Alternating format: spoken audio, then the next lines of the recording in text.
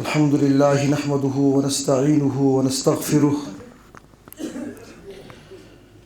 ونعوذ بالله من شرور أنفسنا ومن سيئات أعمالنا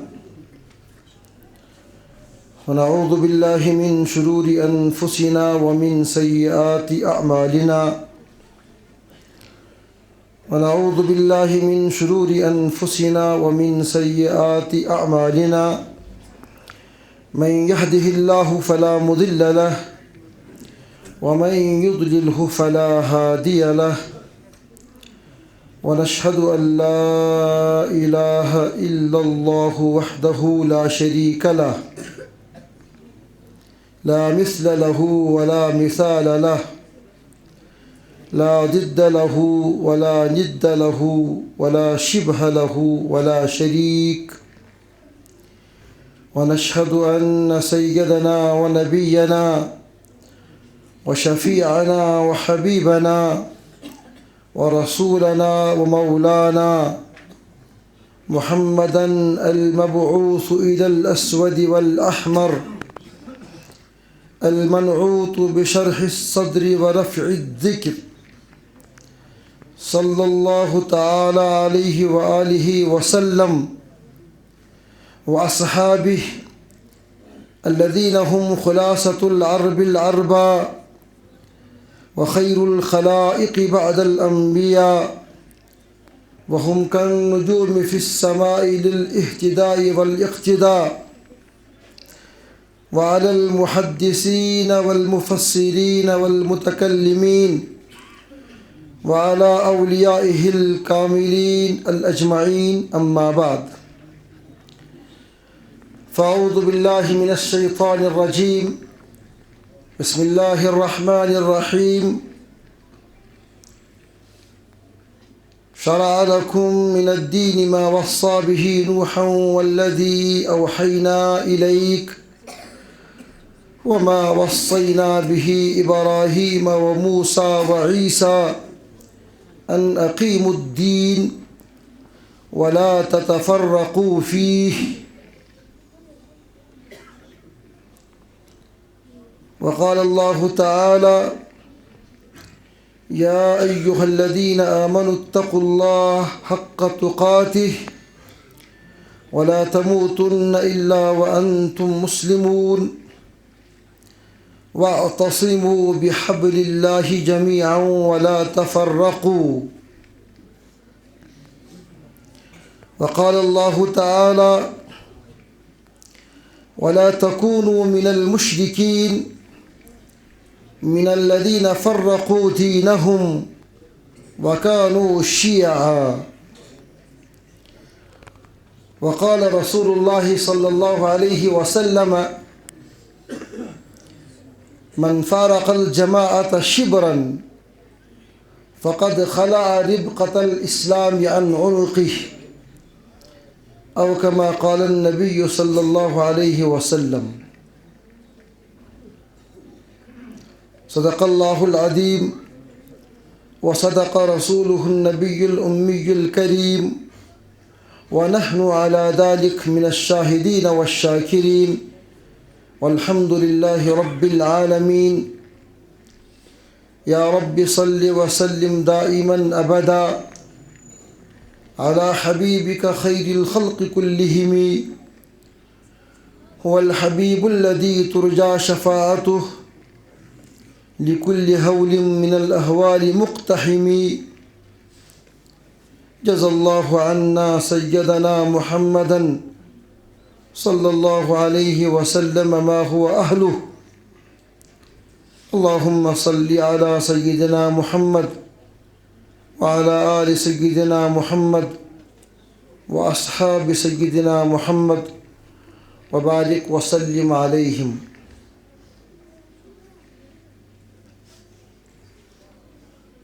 محترم المقام گرامی قدر حضرات علماء کرام بزرگ حاضرین نوجوان دوستوں دینی تو مسلمان بھائیوں مدرسے کے عزیز طلباء طالبات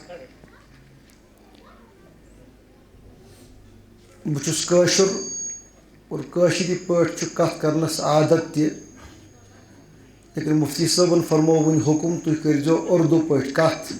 ییٚتہِ چھِ اَکھ بوٚڑ طبقہٕ یُس اُردوٗوٕے زیادٕ پَہَن سَمجھان چھِ، حالانکہِ اَسہِ خٲطرٕ چھُ لہجہِ اُردوٗوَس منٛز مُنتقل کَرُن ذرا مُشکل، کیٛازِ عادت چھُنہٕ کینٛہہ. کوٗشِش کَرو اِنشاء اللہ 2-5 کَتھ کَرو تۄہہِ برونٛہہ کَنہِ عرض اُردو پٲٹھۍ. صبح سے ابھی تک آپ حضرات ہمارے اہل علم اور بزرگ علماء کی علمی ناصحانہ قرآن و سنت والی گفتگو سے محظوظ ہو رہے تھے. میں تو صرف ایک آنے والے عالم دین کا پیش خیمہ ہوں. جب تک انشاءاللہ وہ اسٹیج پر تشریف فرما ہوں گے تب تک میں آپ کے ساتھ محو کلام رہوں گا. جو ہی ان کی تشریف آوری ہوگی میں آپ سے رخصت ہو جاؤں گا. ہماری وادی کشمیر کے معروف عالم دین استاذ الاساتذہ، بہت خدمات ہیں ان کی. میں نے بھی خود انہی سے فیض کچھ پایا ہے. حضرت مولانا بشیر الدین قاسمی صاحب دامت برکاتہم العالیہ سوپور کے دارالعلوم کے محتمم اور ناظم اعلیٰ اس کو قریب ہے تشریف لانے والے. چند منٹ کا فاصلہ آپ کے ساتھ 2-3 باتیں. میں نے قرآن کریم کی جو آیات تلاوت کی، اگر دیکھا جائے تو موضوع ان کا ایک ہی ہے، لیکن ساتھ میں ایک مزید موضوع کا اس میں انضمام کروں گا، ملاؤں گا.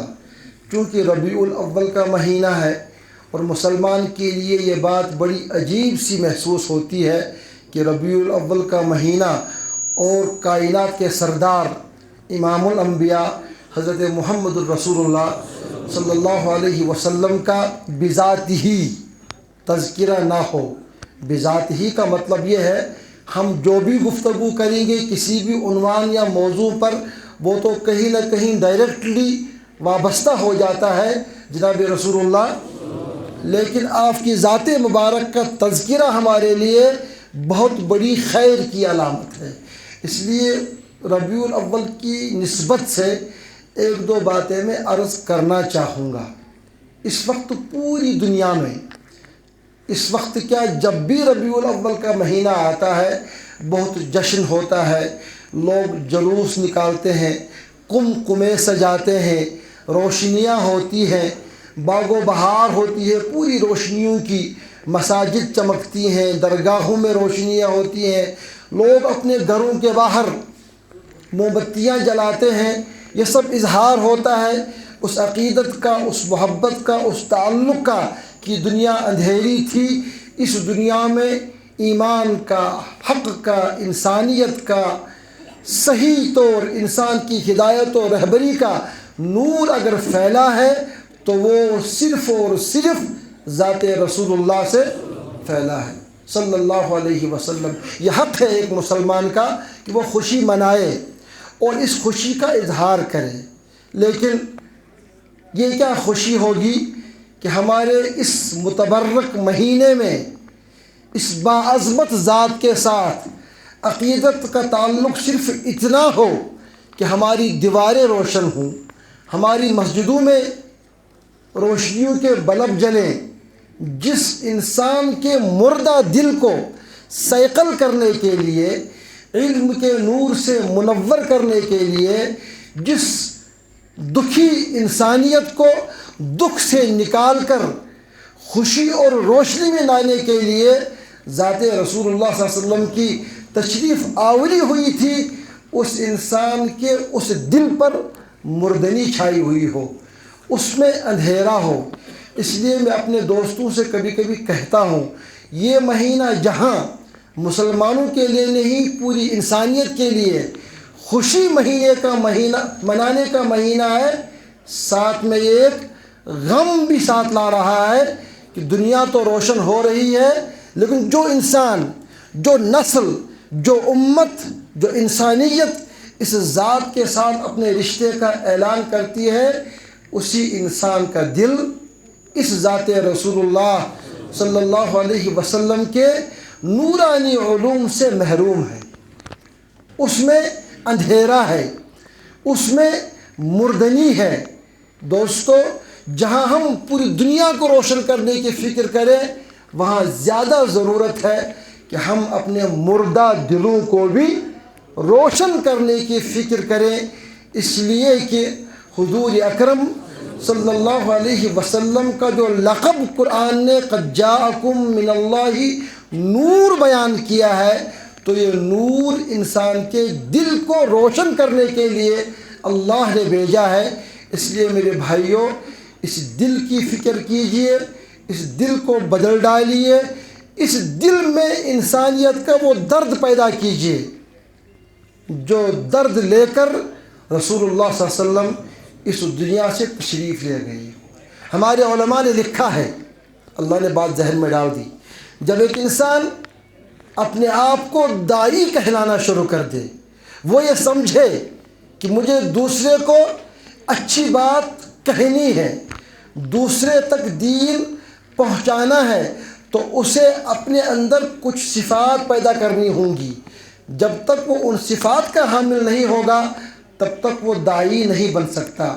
ان صفات میں سب سے پہلی صفت اور اہم صفت یہ ہے کہ اس کے دل میں امت کا درد ہو، اس کے دل میں یہ تڑپ ہو، اگر میں جنت میں جاؤں تو میرا بھائی کیوں جہنم میں جائے۔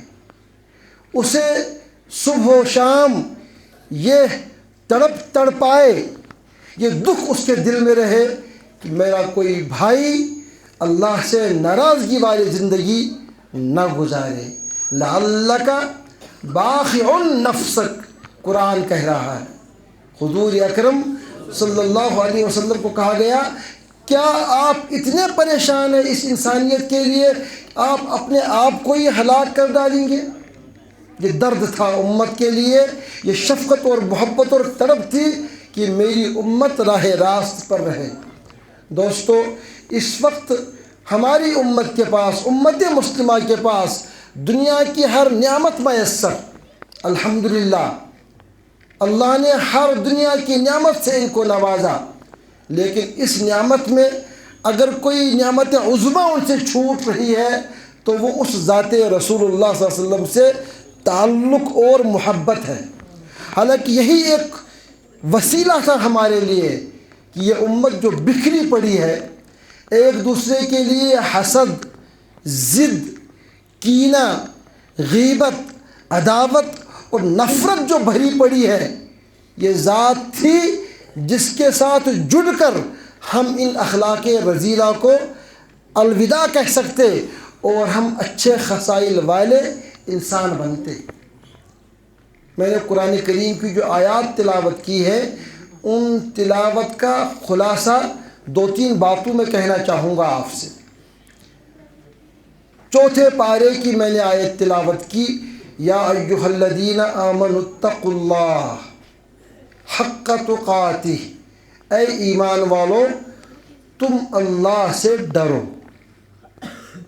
تقوی کے موضوع میں مجھے تقریر نہیں کرنی ہے، لیکن اس تقوی کے تحت ایک بات بہت ہی اہم کہنا چاہتا ہوں۔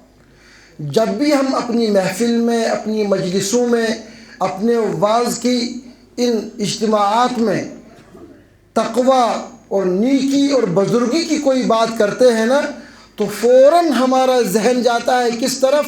کسی بوڑھے انسان کی طرف، سفید ریش کی طرف، کہ متقی تو ایسا ہونا چاہیے، متقی تو یہ ہوتا ہے۔ جبکہ میرے دوستو، تقوی کا تعلق بوڑھے سے نہیں ہے، تقوی کا تعلق اس انسان سے نہیں جس نے اب جینے کی امید ہی چھوڑ دی ہو۔ تقوی کا تعلق ہر ایمان والے سے جسے اللہ نے تھوڑا سا بھی شعور دیا ہو۔ تقوی کا تعلق صرف مسجد کی 4 دیواری میں نہیں، تقوی کا تعلق اس کے باہر جو بہت بڑی دنیا بکھری پڑی ہے، دنیا کے ہر شعبے سے تقوی وابستہ ہے۔ ہم سمجھتے ہیں تقوی مسجد تک ہے، ہم سمجھتے ہیں تقویٰ بڑھاپے کے ساتھ خاص ہے۔ میرے بھائیوں، تقویٰ نہ بڑھاپے کے لیے ہے، تقویٰ نہ مسجد کے لیے ہے، تقویٰ زندگی کے ہر اس قدم پر جہاں بھی انسان کے بارے میں ہمیں یہ فیصلہ کرنا ہو یہ صحیح ہے یا غلط ہے، معیار ہمارے لیے تقویٰ ہے۔ کسی بزرگ نے کہا ایک انسان جب گھر میں زندگی گزارتا ہے اپنی بیوی بچوں کے ساتھ، وہاں پتہ چلتا ہے یہ متقی ہے، صالح ہے یا رذیل اور کمینہ ہے، اس لیے کہ وہ شخص مسجد میں تو اپنے بزرگی کے بہت چرچے کرواتا ہے، لیکن جب وہی آدمی اپنے گھر میں پہنچتا ہے تو اپنی بیوی کے ساتھ مار پیٹ، اپنی بیوی کے ساتھ بھدے جملے، اپنی بیوی کو ایسی باتیں جن کا تصور بھی ایک مومن سے نہیں ہو سکتا۔ وہاں تو وہ متقی ہوتا ہے لیکن گھر میں وہ کمینے پن کا اظہار کرتا ہے۔ ایک بزرگ نے لکھا تقوی کا مرحلہ وہاں بھی جانچا جائے گا جب ایک انسان گاڑی چلا رہا ہو، ہارن بجانے کی ضرورت نہیں، اگر وہ بلا ضرورت بھی ہارن بجاتا ہے کسی کو یوں ہی چڑھانے کے لیے، گویا اس انسان میں تقوی کی کمی ہے، تبھی تو یہ اس طرح سے گفتگو کا انداز اختیار کیے ہوئے ہیں۔ قرآن یہ چاہتا ہے تقوی صرف سفید ریش کے لیے نہ ہو، تقوی زندگی کے ہر مرحلے کے لیے ہو۔ قرآن کہتا ہے وَلَا تَمُوتُنَّ إِلَّا وَأَنْتُمْ مُسْلِمُونَ۔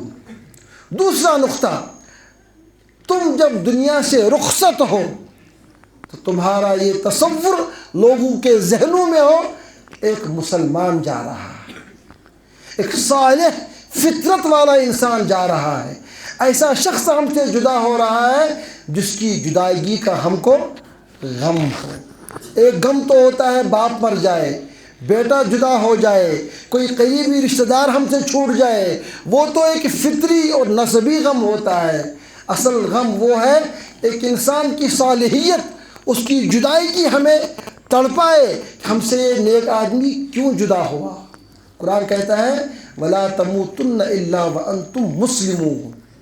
تم مرو تو لوگ یہ محسوس کریں ہم سے ایک صالح آدمی جدا ہوا، وہ آدمی گیا جس کی ہمیں ابھی ضرورت تھی۔ یہ تبھی ممکن ہے جب ایک انسان صالحانہ زندگی کا متحمل ہو۔ دوستو، اگلی آیت جو میں سنانے جا رہا ہوں وہ ہمارے سماج کے لیے، اس کے بعد قرآن کہتا ہے وَاعْتَصِمُوا بِحَبْلِ اللَّهِ جَمِيعًا۔ تم اللہ کی رسی کو مضبوطی سے تھامے رہو۔ میں آپ کو معلوم ہے علماء تفسیر نے یہاں ایک جملہ لکھا ہے، اس آیت پر ہمارے علماء تقریر کرتے ہیں اتحاد پر۔ میں ایک دوسری بات کہنے جا رہا ہوں، علماء نے لکھا ہے تب تک انسانیت میں اتحاد نہیں ہو سکتا جب تک ایک انسان متقی اور صحیح مسلمان نہ ہو، کیونکہ قرآن نے تقوی اور اسلام کے بعد ہی اعتصام بحبل اللہ کی بات کہی ہے۔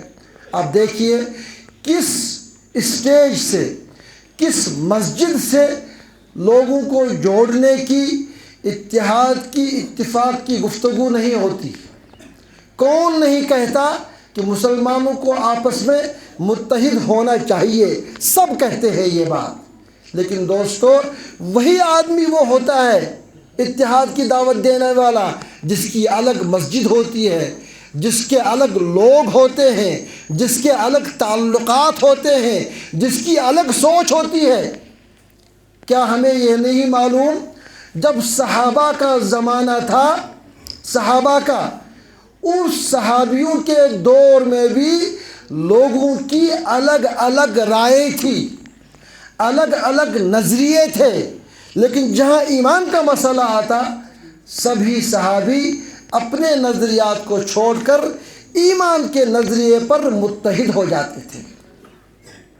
ایمان ایک ایسا سرچشمہ تھا ان کے لیے جہاں تمام اختلافات ختم ہو جاتے تھے، لیکن ہمارا مرحلہ اور ہمارا حال یہ ہے اتفاق تو ہر مرحلے میں ہے، لیکن جہاں دین کا مسئلہ آتا ہے وہاں ہمارا کیا ہو جاتا ہے؟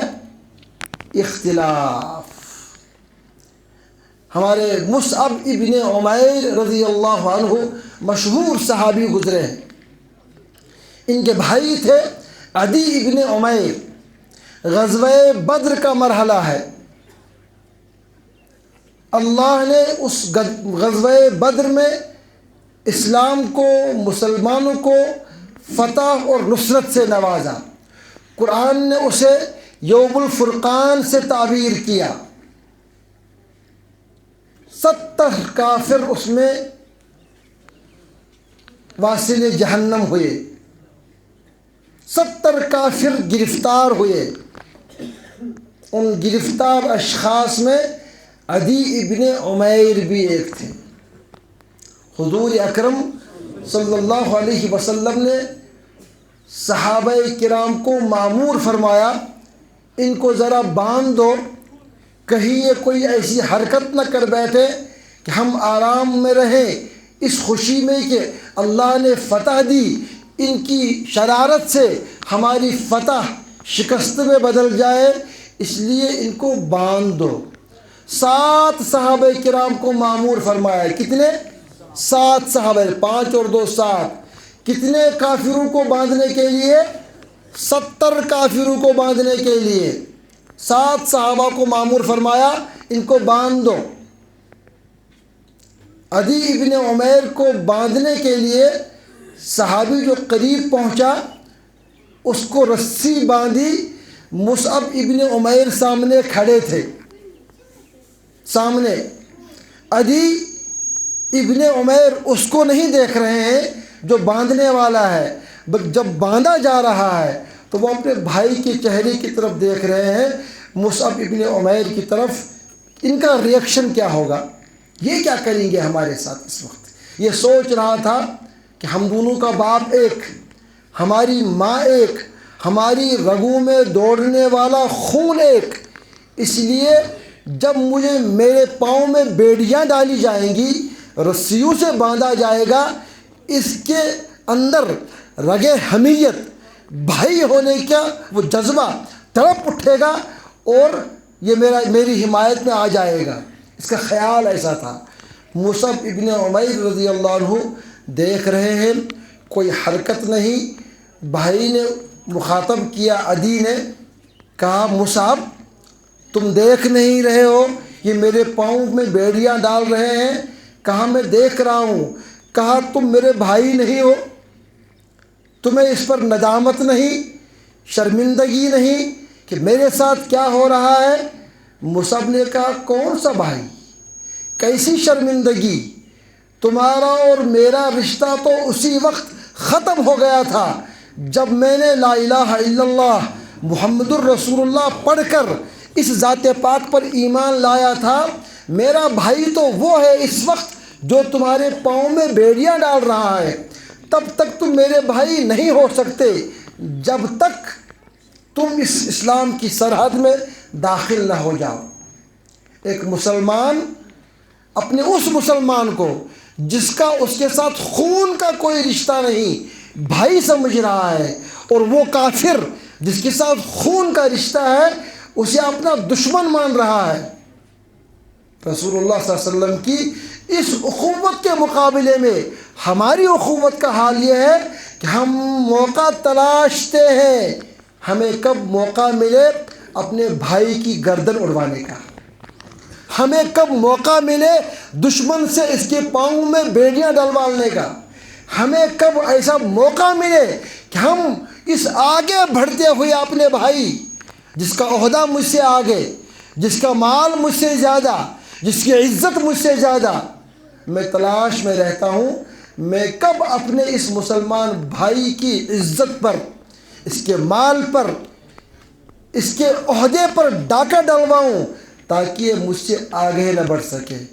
رسول اللہ صلی اللہ علیہ وسلم کی اخوت تو یہ تھی مسلمانوں میں کہ نظریے الگ رکھو کوئی حرج نہیں، تمہاری عبادات کا طریقہ الگ ہو چلے گا. کوئی شخص سینے پہ ہاتھ باندھ رہا ہے، کوئی ناف کے نیچے ہاتھ باندھ رہا ہے، کوئی ارسال ید سیدنا امام مالک رحمۃ اللہ علیہ کر رہے ہیں، کوئی حرج نہیں. نظریات کا اختلاف قبول ہے، لیکن اگر ایک کلمے والا سبھی مسلمان ایک ہی کلمہ پڑھنے والے مسلمان ہونے کے باوجود ایک دوسرے کے ساتھ اختلاف رکھتے ہیں، دوریاں بڑھاتے ہیں، ایک دوسرے کے خون کے پیاسے بن جاتے ہیں، تو دوستو یہ چیز نہ خدا کو قبول ہے، نہ ہی اس کی اجازت دی ہے جناب رسول اللہ۔ قرآن کہتا ہے وَلَا تَكُونُوا مِنَ الْمُشْرِكِينَ، میرے بندو سنو، کہیں تم مشرک نہ ہو جانا۔ ہم سمجھتے ہیں شرک یہ ہے کہ ہم نے کفر کے سامنے اپنی جبین نیاز جھکا دی، ہم سمجھتے ہیں شرک یہ ہے ہم نے بت کے سامنے سجدہ کر لیا۔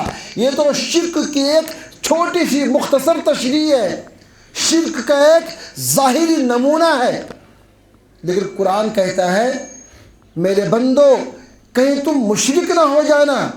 کیسے مشرک ہو جائیں گے؟ من الذین فرقوا دینہم وکانوا شیعا، دین کو بنیاد بنا کر جن لوگوں نے آپس میں دوریاں بڑھائی تو وہ مشرک جیسا ہے۔ دین کو بنیاد بنا کر، کیا ہمارا ہر اختلاف دین کی بنیاد پر نہیں ہوتا؟ کیا ہماری ہر مسجد کی الگ تعمیر دین کی بنیاد پر نہیں ہوتی؟ مسالک تو پہلے بھی تھے، الگ الگ نظریات رکھنے والے پہلے بھی گزرے ہیں۔ ہارون رشید کا زمانہ آپ نے سنا ہوگا، عبد الملک ابن مروان بادشاہ گزرا ہے اسی بنو امیہ سے۔ ان کے زمانے میں سیدنا امام احمد ابن حنبل رحمۃ اللہ علیہ رہا کرتے تھے، انہی کا زمانہ تھا قریب سیدنا امام مالک رحمۃ اللہ علیہ کا۔ امام مالک رحمۃ اللہ علیہ نے کتاب لکھی، امام مالک کے زمانے میں امام مالک رحمۃ اللہ علیہ نے کتاب لکھی موطا مالک کے نام سے، بہت ہی مشہور کتاب ہے حدیث کی۔ علامہ کشمیری رحمۃ اللہ علیہ اسی سرزمین لولاب کے، وہ موطا مالک کو بخاری سے زیادہ درجہ دیتے تھے، بہت معتبر کتاب۔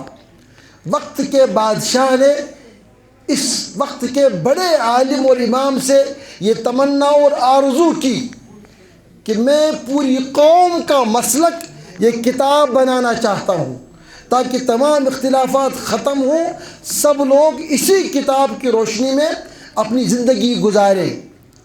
ایک عالم خوش ہوتا ہے اس وقت جب اس کی کتاب پر دو چار بڑے لوگ اچھی تعریفی باتیں کہیں، خوش ہوتا ہے وہ۔ امام مالک رحمۃ اللہ علیہ کو خوش ہونا چاہیے۔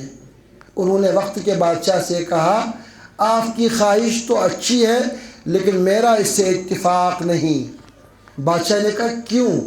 کہا اس لیے کہ اس مدینے میں جو لوگ رہتے ہیں وہ کسی نہ کسی صحابہ سے اپنے اپنے حساب سے استفادے والے لوگ ہیں۔ جس تابعی نے کسی صحابی سے کوئی حدیث سن لی وہ اس حدیث پر عمل کرتا ہے۔ اگر آپ نے میری کتاب کو لازم کر دیا گویا آپ نے ان کے اس عقیدے، ان کی محبت، ان کی دلی تمنا پر بیونچا پتھر کہہ رہے نماز بھی انشاءاللہ یہی ہوگی اور کھانا بھی یہی ہوگا کہ نماز بھی ہوگی کھانا بھی ہوگا انشاءاللہ، اس لیے خیال رکھیے آپ۔ بچمارس بچارس کنس آزار چاہے دپان گوس آسن من ماز ژوک گڈو پتہ ڈاکٹر تہ ونان کھیون گژھِ کینژھا۔ بہرحال وہ کٔرِو برداشت انشاءاللہ، اتھ تہ اجر حظ، اتھ ملہِ پتہ ملو نا اصل غذا مزدار آسہِ انشاءاللہ۔ امام مالک رحمۃ اللہ علیہ نے اس خواہش کو رد فرمایا بادشاہ کی، کہا نہیں میری کتاب پر پوری قوم کو آپ جمع کرنے کی غلطی نہ کریں، اس لیے کہ جنہوں نے جن سے احادیث سنی ہے ان کے دل پر چوٹ پہنچے گی۔ امام احمد بن حنبل رحمۃ اللہ علیہ بہت بڑے عالم گزرے ہیں، چاروں فقہوں میں ان کے فقہ کا ایک دنیا کا بڑا علاقہ تابع دار ہے، بلکہ عرب میں اگر آپ دیکھیں گے اور افریقہ کا ایک بڑا طبقہ امام احمد بن حنبل رحمۃ اللہ علیہ کو مانتا ہے۔ ابن تیمیہ کا نام سنا ہوگا آپ نے، علامہ ابن قیم کا نام سنا ہوگا، یہ سب حضرات امام احمد بن حنبل رحمۃ اللہ علیہ کے فالوورز تھے۔ امام احمد بن حنبل رحمۃ اللہ علیہ کے زمانے میں ایک شخص نے کتاب لکھی، بہت ہی اچھی کتاب، اس کتاب میں انہوں نے لوگوں کے مختلف نظریات جمع کیے، فلاں کی رائے یہ ہے، فلاں کی رائے یہ ہے، فلاں یہ کہتا ہے۔ بڑی اچھی کتاب، اس کتاب کا نام رکھا اس شخص نے کتاب الاختلاف۔ کیا نام رکھا؟ کتاب جس میں لوگوں کے نظریات کو جمع کر کے پیش کیا گیا وقت کے بہت بڑے فقیہ امام احمد بن حنبل رحمۃ اللہ علیہ کی خدمت میں۔ کتاب دیکھتے ہیں، اس کے مضامین کو دیکھ کر اس کے مضامین کو دیکھ کر خوش ہوتے ہیں۔ فرماتے ہیں کتاب کے مضامین بہت عمدہ، آپ نے جو بات لوگوں تک پہنچانے کی کوشش کی اس کا انداز سلیقہ مند، لیکن جو آپ نے اس کتاب کا نام کتاب الاختلاف رکھ دیا، میری رائے یہ ہے کہ یہ نام نہ رکھا جائے بلکہ اس کتاب کا نام بدلا جائے۔ کیا نام رکھا جائے؟ امام احمد بن حنبل رحمۃ اللہ نے فرمایا اس کتاب کا نام کتاب التوسع رکھو، یعنی بجائے اس کے ہم یہ کہیں کہ مسلمانوں میں امت میں اختلاف ہے، ہم یہ کہیں کہ دین میں وسعت ہے، دین میں وسعت ہے۔ وہ طریقہ بھی پیغمبر سے منقول، یہ طریقہ بھی پیغمبر سے ثابت، اس طرح بھی بات کہی جا سکتی ہے، اس طرح بھی اس حدیث پر عمل کیا جا سکتا ہے۔ بجائے اختلاف کے وسعت کا نام دے کر امت کے ذہنوں سے یہ نقطہ نکال دو، امت کیا بٹی ہوئی ہے۔ لیکن دوستو، انہوں نے ہم پر تو یہ احسان کیا، انہوں نے اختلاف کو وسعت اور توسع کا نام دیا، مگر ہم نے یہ اس امت پر احسان کیا، اگر پہلے مساجد صرف مسجد کے نام سے تھی، ہم نے لفظ حنفی بورڈ چڑھا کر، اہل حدیث بورڈ چڑھا کر یہ اعلان کر دیا کہ ہم نے قسم کھا رکھی ہے کہ ہم اس بٹی ہوئی امت کو آپس میں جڑنے نہیں دیں گے۔ یہ ہمارے لیے ماتم کا جملہ ہے دوستو، یہ ہمارے لیے خوشی کی بات نہیں ہے۔ اتفق الناس علی اللہ یتفقوا، لوگوں نے اس پر اتفاق کر لیا ہے، اب ہم کبھی بھی آپس میں اتفاق نہیں کریں گے۔ اتفق الناس علی اللہ یتفقوا، کیا یہی مسلمان اور مومن ہونے کی علامت ہے؟ کیا ایسے ہی فرد کو مسلمان کہیں گے جو اختلاف کو، تفرقہ بازی کو، لوگوں میں جوڑ نہیں توڑ کو رواج دے؟ جناب رسول اللہ صلی اللہ علیہ وسلم نے پوری امت کو جوڑا۔ اوس و خزرج دو بڑے قبیلے جن کی لڑائیاں زبان زد تھی، بہت معروف لڑاکو قبیلے، مگر محمد عربی صلی اللہ علیہ وسلم نے ان میں بھی اخوت کا اتنا عالی ضرب پیدا فرمایا، ایک یہودی بوڑھا ان کی اخوت، ان کے تعلق اور ان کی قربت کو دیکھ کر بھی پریشان ہو گیا۔